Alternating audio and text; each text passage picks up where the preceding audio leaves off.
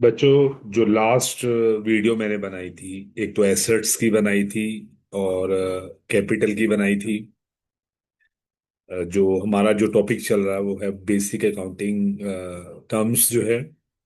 तो आज की जो वीडियो है इसके अंदर हम लायबिलिटीज के बारे में डिस्कस करेंगे।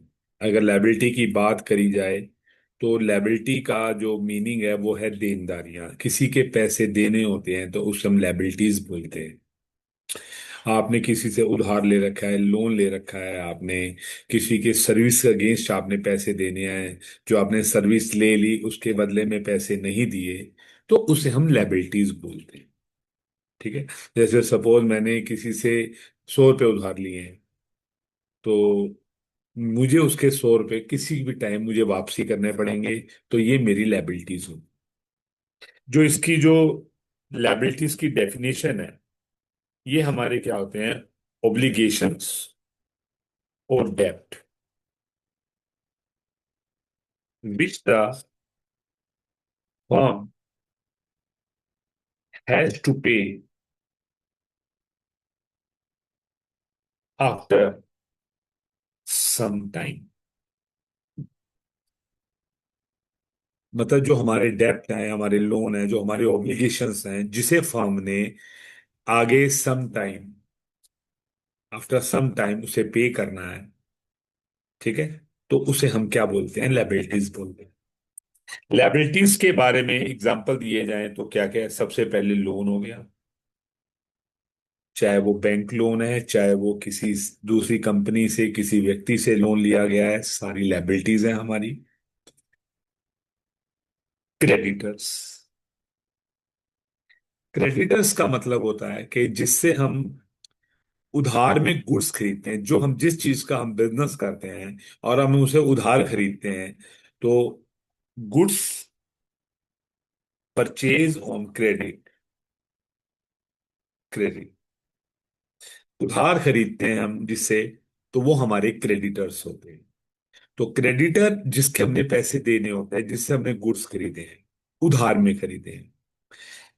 इसके बाद बात करें आउटस्टैंडिंग सैलरी।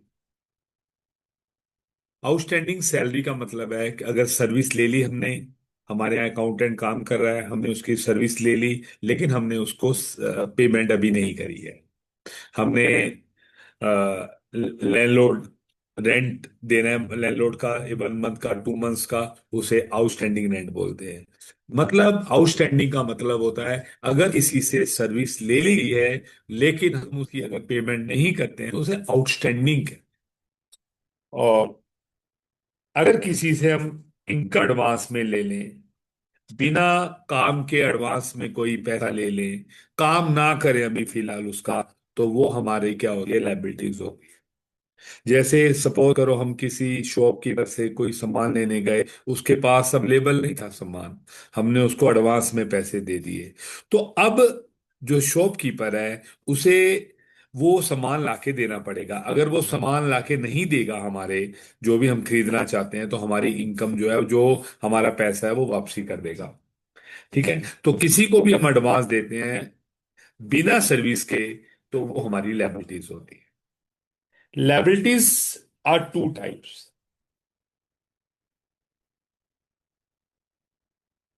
लायबिलिटीज, पहली बात करें लायबिलिटीज में, तो नॉन करंट लायबिलिटी, जो फर्म पे करेगी आफ्टर 12 मंथ्स,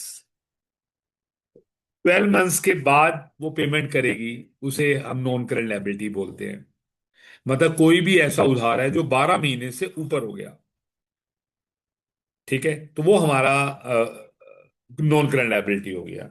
उसकी बात करें तो हमारा आ गया बैंक लोन, एग्जांपल दे दिया मैंने इसका। ठीक है।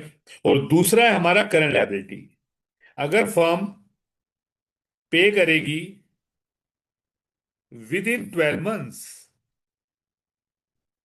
12 महीने के अंदर अंदर देगी कंपनी, फर्म जो है, किसी के उधार है, तो ज्यादातर ये क्रेडिटर्स होते हैं।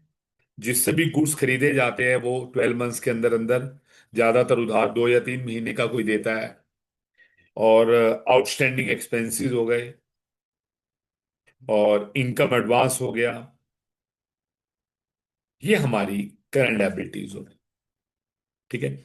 तो ये लायबिलिटीज के बारे में मेरा जो वीडियो है, इसके अंदर सबसे पहले मैंने आपको बताया कि लायबिलिटीज का क्या मतलब है। लायबिलिटीज का मतलब होता है देनदारियां। किसी के पैसे देने हों, उसे हम लायबिलिटीज बोलते हैं। लायबिलिटीज क्या होते हैं, डेफिनेशन क्या है? ऑब्लिगेशन और डेब्ट with the firm has to pay after some time. मतलब कोई उधार है जो फर्म को कुछ टाइम बाद देना है। इसके एग्जाम्पल हो गए लोन, क्रेडिटर्स। क्रेडिटर दोबारा बता रहा हूं, जिससे उधार खरीदते हैं। अगर गुड्स में राम से उधार खरीदता हूं, तो राम मेरे लिए क्या हो गया? क्रेडिटर हो गया। कि आउटस्टैंडिंग का मतलब होता है कि जो सर्विस हमने ली है, उसके पैसे अभी तक नहीं दिए। तो दो टाइप की लायबिलिटीज होती हैं, नॉन करंट लायबिलिटीज और करंट लायबिलिटीज। करंट लायबिलिटीज जो विद इन 12 मंथ्स पे करनी होती हैं, मैंने एग्जांपल दे दी हैं। और जो 12 महीने के बाद देनी होती हैं, आफ्टर 12 मंथ, उसे बैंक लोन बोलते हैं। ठीक है बच्चों। तो ये वीडियो आपको ठीक लगा होगा, पसंद आया होगा। तो एक बार मेरे चैनल को सब्सक्राइब जरूर करना बच्चों। ठीक है। और अगली वीडियो भी हमारी इसके कुछ टॉपिक्स के ऊपर आएगी, जो बेसिक्स टर्म्स है हमारी, उसके ऊपर आएगी। ठीक है। Thank you.